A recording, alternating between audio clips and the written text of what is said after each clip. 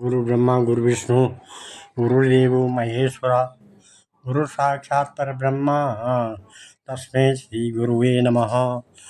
आदो देवकी देवगर्भजननं गोपीगिरिवर्धनं मायापूतन जीवतापहरणं गोवर्धनो धारणं कंसच्छेदनकौरवादिहननं कुन्तीसुता पालनम् एतत् श्रीमद्भागवतं पुराणकथितं श्रीकृष्णलीलामृतं निगमकल्पतरोर्गलितं फलं सुखमुखाद्रवमृतसंयुतं पिबत भागवतं रसमालया मुहुरहो रसिका भुवि भावुका। भगवान श्री कृष्णचंद्र नारायण जी के चरण कमलों में नतमस्तक होकर के गुरु श्री वेद व्यास जी, गुरु श्री माधवाश्रम जी, गुरु श्री आदिगुरु शंकराचार्य जी, गुरु श्री नारद जी, गुरु श्री सुखदेव जी, गुरु श्री शुद्ध जी के चरण कमलों में नतमस्तक होकर के मैं ये श्रीमद् भागवत महापुराण के 10वें स्कंद का 80वां अध्याय शुरू करने जा रहा हूँ, जिसमें आज का प्रसंग है श्री कृष्ण के द्वारा सुदामा जी का स्वागत। सुदामा चरित्र शुरू होने जा रहा आज से। राजोवाच भगवन् यानि चर्चान्यानि मुकुन्दस्य महात्मना वीर्याण्यन् अनन्तवीर्यस्य श्रोतुमिच्छामि प्रभो। को नो श्रुता सकृद्ब्रह्मन् उत्तम श्लोक सत्कथा विरमेत विशेषज्ञो विषण्ण काममार्गणेः। सावाज्ञया तस्य गुणान् गृणीते करोचि तत्कर्म करो मनश्च स्मरेत् वसन्तं स्थिरजङ्गमेषु शृणोति तत्पुण्यकथा सकर्णा। क्षीरस्तु तस्यो भवलिङ्गमानिमे तदेव यत्पश्यति तद्वितचक्षु अङ्गानि विष्टोत तज्जनानां पादोदकं यानि भजन्ति नित्यम्। राजा परीक्षित ने पूछा, भगवान प्रेम और मुक्ति के दाता परब्रह्म परमात्मा भगवान श्री कृष्ण की शक्ति अनंत है, इसलिए उनकी माधुर्य और ऐश्वर्य से भरी लीलाएं भी अनंत हैं। अब हम उनकी दूसरी लीलाएं जिनका वर्णन आपने अब तक नहीं किया है सुनना चाहते हैं। ब्रह्मन, यह जीव विषय सुख को खोजते खोजते अत्यंत दुखी हो गया है। वे बाण की तरह इसके चित्त में चुभते रहते हैं। ऐसी स्थिति में ऐसा कौन सा रसिक रस का विशेषज्ञ पुरुष होगा जो बार बार पवित्र कीर्ति भगवान श्री कृष्ण की मंगलमयी लीलाओं का श्रवण करके भी उनसे विमुख होना चाहेगा। जो वाणी भगवान के गुणों का गान करती है वही सच्ची वाणी है। वही हाथ सच्चे हाथ हैं जो भगवान की सेवा के लिए काम करते हैं। वही मन सच्चा मन है जो चराचर प्राणियों में निवास करने वाले भगवान का स्मरण करता है। और वे ही कान वास्तव में कान कहने योग्य हैं जो भगवान की पुण्यमयी कथाओं का श्रवण करते हैं। वही सिर है जो चराचर जगत को भगवान की चल अचल प्रतिमा समझकर नमस्कार करता है और जो सर्वत्र भगवत विग्रह का दर्शन करते हैं। वे ही नेत्र वास्तव में नेत्र हैं। शरीर के जो अंग भगवान और उनके भक्तों के चरणोदक का सेवन करते हैं वे ही अंग वास्तव में अंग हैं। सच पूछे तो उन्हीं का होना सफल है। श्रुतवाचा विष्णुरातेन संपृष्टो भगवान बादरायणी वासुदेवी भगवती निमग्न हृदयो ब्रवीता। श्री सुखदेव जी कहते हैं, शौनकादि ऋषियों, जब राजा परीक्षित ने इस प्रकार प्रश्न किया तब भगवान श्री सुखदेव जी का हृदय भगवान श्री कृष्ण में ही तल्लीन हो गया। उन्होंने परीक्षित से इस प्रकार कहा। श्री सुखवाचा श्री सुखदेव जी कहते हैं, कृष्णाशासित सखा कश्चित ब्राह्मणो ब्रह्मवित्तम विरक्ते इंद्रियार्थेषु प्रसन्नात्मा जितेन्द्रियः यदीक्षयोपपन्नेन वर्तमानो गृहश्रमी तस्य भार्या कुचेलस्य क्षुत्क्षामा च तथाविधः। पतिव्रता पतिं प्राह म्लायता बदनेन सा दरिद्रा सीदमाना सा वेपमाना विगम्य च ननु ब्रह्मन् भगवता सखा साक्षी श्रियपति ब्राह्मणस्य शरणश्च भगवान् सात्वर्षभ तामुपैहि महाभागा साधूनां च परायणं दास्यति द्रविणं भूरि सीदते ते कुटुम्बिनः आस्ते दुनां द्वारवत्यां भोजविष्णायन्नकेश्वर स्मरता पादकमला आत्मानमपि यच्छति किं त्वन्वन्न कामान् भजतो नातेभिष्टा जगद्गुरु सा एवं भार्या विप्रो बहुशो पार्थतो मृदु अयं हि परमो लाभ उत्तमश्लोकदर्शनम् इदं संचित्य मनसा गमनाय मतिं दधे अप्यास्तु पायनं किंचित् गृहे कल्याणि दीयताम् याचित्वा चतुरो मुष्टिन् विप्रान् पृथक् तण्डुलान् चैलखण्डेन तान् बद्ध्वा भद्रे भद्रे प्रादम् उदपायनम् सतानादाय विप्राग्रह प्रययो द्वारकां किल कृष्ण संदर्शनम मह्यम कथम शादिति चिंतयन्। सुखदेव जी कहते हैं, ने कहा परीक्षित, एक ब्राह्मण भगवान श्री कृष्ण के परम पवित्र थे, मित्र थे। वे बड़े ब्रह्मज्ञानी, विषयों से विरक्त, शांत चित्त और जितेंद्रिय थे।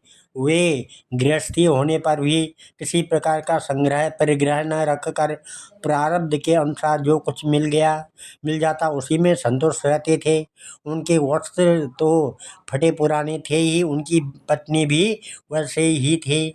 वे भी अपने पति के समान ही भूख से दुबली हो गई थी। एक दिन दरिद्रता की प्रतिमूर्ति दुखनी पतिव्रता भूख के मारे कांपती हुई अपने पतिदेव के पास गई और मुरझाए हुए मुंह से बोली, भगवान साक्षात लक्ष्मीपति भगवान श्री कृष्ण आपके सखा हैं। वे भक्त वत्सल, कल्पतरु, शरणागत वत्सल और ब्राह्मण के परम भक्त हैं। परम भगवान आर्यपुत्र वे साधु संतों के, सत्पुरुषों के एकमात्र आश्रय हैं। आप उनके पास जाइए। जब वे जानेंगे कि आप कुटुंबी हैं और अन्न के बिना दुखी हो रहे हैं तो वे आपको बहुत सा धन देंगे। आजकल वे भोज, वृष्णि और अंधक वंशी यादवों के स्वामी के रूप में द्वारका में ही निवास कर रहे हैं और इतने उदार हैं कि जो उनके चरण कमलों का स्मरण करते हैं उन प्रेमी भक्तों को वे अपने आप तक का दान कर डालते हैं। ऐसी स्थिति में जगत गुरु भगवान श्री कृष्ण अपने भक्तों को ये धन और विषय सुख जो अत्यंत वांछनीय नहीं है दे दें तो इसमें आश्चर्य की कौन सी बात है। इस प्रकार जब उन ब्राह्मण देवता की पत्नी ने अपने पतिदेव से कई बार बड़ी नम्रता से प्रार्थना की, तब उन्होंने सोचा कि धन की तो कोई बात, तब सुदामा ने सोचा कि धन की तो कोई बात नहीं है, परंतु भगवान श्री कृष्ण का दर्शन हो जाएगा, यह तो जीवन का बहुत बड़ा लाभ है। यही विचार करके उन्होंने जाने का निश्चय किया और अपनी पत्नी से बोले, कल्याणी, घर में कुछ भेंट देने योग्य वस्तु भी है क्या? यदि हो तो दे दो। तब उस ब्राह्मणी ने पास पड़ोस के ब्राह्मणों के घर से 4 मुट्ठी चूड़े मांग कर एक कपड़े में बांध दिए और भगवान को भेंट देने के लिए अपने पतिदेव को दे दिया। इसके बाद वे ब्राह्मण देवता उन चिड़ों को लेकर द्वारिका के लिए चल पड़े। वे मार्ग में यह सोचते जाते कि थे कि मुझे भगवान श्री कृष्ण के दर्शन कैसे प्राप्त होंगे।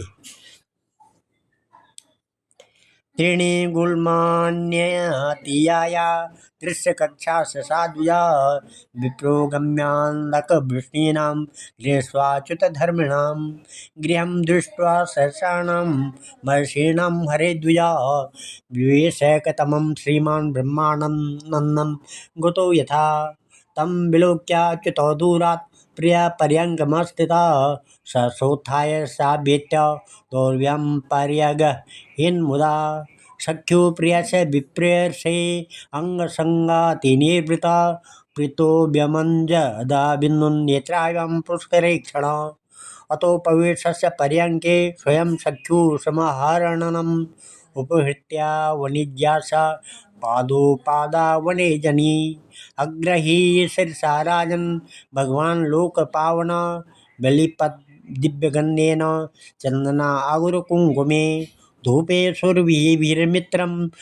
प्रदीपावलिभिर्मुदा अर्चित्वा वेद्यतामूलां गां च स्वागतम् अब्रवीत कुचैलं मलिनं श्यामं द्विजं धर्म निसन्ततं देवी पर्यचरत् साक्षात् चामरव्यञ्जनेन वे अन्तःपुरजनो दृष्ट्वा कृष्णेनाम मलकीर्तना विस्मतो भूद्य अधिप्रीता अवधूत सभासय भातितम् किमनेन कृतं पुण्यम् अवधूतेन भिक्षुणा श्रियाहीनेन लोकेऽस्मिन् गहृतेनाधमेन च यशो त्रिलोकावगुरूणां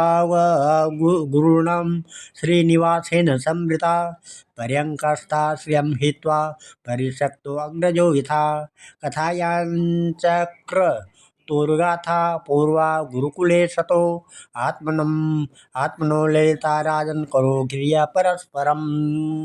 इस प्रकार से परीक्षित द्वारका में पहुंचने पर वे ब्राह्मण देवता दूसरे ब्राह्मणों के साथ सैनिकों की 3 छावनियाँ 3 ड्योढ़ियाँ पार करके भगवत धर्म का पालन करने वाले अंधक और विष्णुवंशी यादवों के महलों में जहाँ पहुँचना अत्यंत कठिन है जा पहुँचे। उनके बीच भगवान श्री कृष्ण की 16,000 रानियों के महल थे। उनमें से एक में उन ब्राह्मण देवताओं ने प्रवेश किया। वह महल खूब सजा सजाया अत्यंत शोभायुक्त था। उसमें प्रवेश करते समय उन्हें ऐसा मालूम हुआ मानो वे ब्रह्मानंद के समुद्र में डूब उतरा रहे हों। उस समय भगवान श्री कृष्ण अपनी प्राण प्रिया रुक्मिणी जी के पलंग पर विराजे हुए थे। ब्राह्मण देवता को दूर से ही देखकर वे सहसा उठ खड़े हुए और उनके पास आकर बड़े आनंद से उन्हें अपने भुज पास में बांध लिया। परीक्षित परमानंद स्वरूप भगवान अपने प्यारे सखा ब्राह्मण देवता के अंग स्पर्श से अत्यंत आनंदित हुए। उनके कमल के समान कोमल नेत्रों से प्रेम के आंसू बरसने लगे। परीक्षित कुछ समय के बाद भगवान श्री कृष्ण ने उन्हें ले जाकर अपने पलंग पर बैठा दिया और स्वयं पूजन की सामग्री लाकर उनकी पूजा की। प्रिय परीक्षित, भगवान श्री कृष्ण सभी को पवित्र करने वाले हैं। फिर भी उन्होंने अपने हाथों ब्राह्मण देवता के पांव पखार कर उनका चरणोदक अपने सिर पर धारण किया और उनके शरीर में चंदन अग्रजा केसर आदि दिव्य गंधों का लेपन किया। फिर उन्होंने बड़े आनंद से सुगंधित धूप और दीपावली से अपने मित्र की आरती उतारी। इस प्रकार पूजा करके पान एवं गाय देकर मधुर वचनों से भले पधारे ऐसा कहकर उनका स्वागत किया। ब्राह्मण देवता फटे पुराने वस्त्र पहने हुए थे। शरीर अत्यंत मलिन और दुर्बल था। देह की सारी नसें दिखाई पड़ती थी। स्वयं भगवती रुक्मिणी जी चंवर डुलाकर उनकी सेवा करने लगी। अंतःपुर की स्त्रियां यह देखकर अत्यंत विस्मित हो गई कि पवित्र कीर्ति भगवान श्री कृष्ण अतिशय प्रेम से इस मैले कुचेले अवधूत ब्राह्मण की पूजा कर रहे हैं। वे आपस में कहने लगी, इस नंग धड़ंग निर्धन निंदनीय और निकृष्ट भिखमंगे ने ऐसा कौन सा पुण्य किया है जिससे त्रिलोकी में सबसे बड़े श्रीनिवास श्री कृष्ण स्वयं इसका आदर सत्कार कर रहे हैं। देखो तो सही, इन्होंने अपने पलंग पर सेवा करती हुई स्वयं लक्ष्मी रूपिणी रुक्मिणी जी को छोड़कर इस ब्राह्मण को अपने बड़े भाई बलराम जी के समान हृदय से लगाया हुआ है। प्रिय परीक्षित, भगवान श्री कृष्ण और वे ब्राह्मण दोनों एक दूसरे का हाथ पकड़कर अपने पूर्व जीवन की उन आनंददायक घटनाओं का स्मरण और वर्णन करने लगे जो गुरुकुल में रहते समय घटित हुई थी। इस प्रकार से श्री भगवान उवाच। श्री भगवान कहते हैं, अभी ब्रह्मन् गुरुकुलात् भवता लब्ध दक्षिणात् समावृतेन धर्मज्ञ भार्योडा सदृशीं नवा प्रायोग्रेषु ते चित्तं काम वेतं तथा नैवाति प्रयासे विद्वन् धनेषु वितं हि मे केचित् कुर्वन्ति कर्माणि कामे रहत चेतसा त्यजन्ता प्रकृति दे वीर्य यथाहं लोकसंग्रहं क्वचित् गुरुकुले वासं ब्रह्मन् स्मरसि नो यतः द्विजो विज्ञाय विज्ञेयं तमसा परम आश्रुते सर्वे सत्कर्मणं साक्षात् द्विजातेरिह संभवा आद्योंगा यात्रा श्रवणं यथाहं ज्ञानदो गुरु नन्वार्थ कोविदा ब्रह्मन् वर्णाश्रमवताम्यह ये मया गुरुणं वाचा तरन्त्यो अंजनो भवार्णवम् नाहं विद्या प्रजापतिभ्यं तपसोपशमेन वा तुभ्य तुष्येऽहं सर्वभूतात्मा गुरुशोषया यथा। इस प्रकार से भगवान श्री कृष्ण ने कहा, धर्म के मर्मज्ञ ब्राह्मण देव गुरु दक्षिणा देकर अब आप गुरुकुल से लौट आए, तब आपने अपने अनुरूप स्त्री से विवाह किया या नहीं। मैं जानता हूँ कि आपका चित्त गृहस्थी में रहने पर भी प्रायः विषय भोगों में आसक्त नहीं है। विद्वान, यह भी मुझे मालूम है कि धन आदि में भी आपकी कोई प्रीति नहीं है। जगत में बिरले ही लोग ऐसे होते हैं जो भगवान की माया से निर्मित विषय संबंधी वासनाओं का त्याग कर देते हैं और चित्त में विषयों की तनिक भी वासना न रहने पर भी मेरे समान केवल लोक शिक्षा के लिए कर्म करते रहते हैं।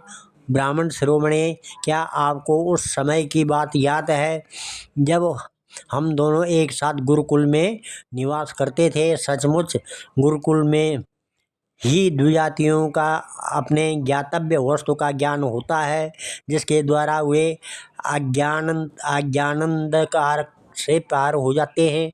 मित्र, इस संसार में शरीर का कारण जन्मदाता पिता प्रथम गुरु हैं। इसके बाद उपनयन संस्कार करके सत्कर्मों की शिक्षा देने वाला दूसरा गुरु है, वह मेरा ही समान पूज्य है। तदंतर ज्ञानोपदेश करके परमात्मा को प्राप्त कराने वाला गुरु तो मेरा स्वरूप ही है। वर्णाश्रमियों के ये तीन गुरु होते हैं। मेरे प्यारे मित्र, गुरु के स्वरूप में मैं स्वयं मैं हूँ। उपदेशानुसार अनायास ही भवसागर पार कर लेते हैं। वे अपने स्वार्थ और परमार्थ के सच्चे जानकार हैं। प्रिय मित्र, मैं सबका आत्मा हूँ, सबके हृदय में अंतर्यामी रूप से विराजमान हूँ। मैं गृहस्थी के धर्म, पंच महायज्ञ आदि से, ब्रह्मचारी के धर्म, उपनयन वेदाध्ययन आदि से, वानप्रस्थी के धर्म, तपस्या से और सबकी ओर से उपरत हो जाना, इस सन्यासी के धर्म से भी उतना संतुष्ट नहीं होता जितना गुरुदेव की सेवा शुश्रूषा से संतुष्ट होता हूँ।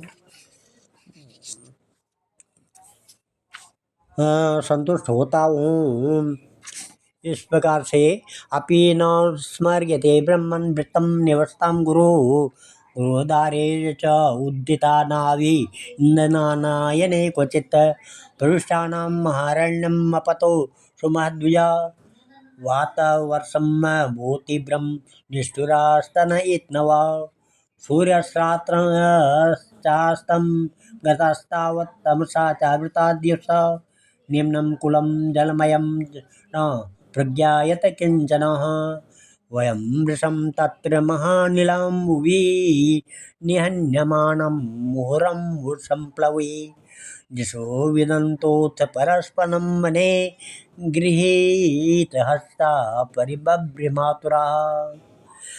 वे मातुरः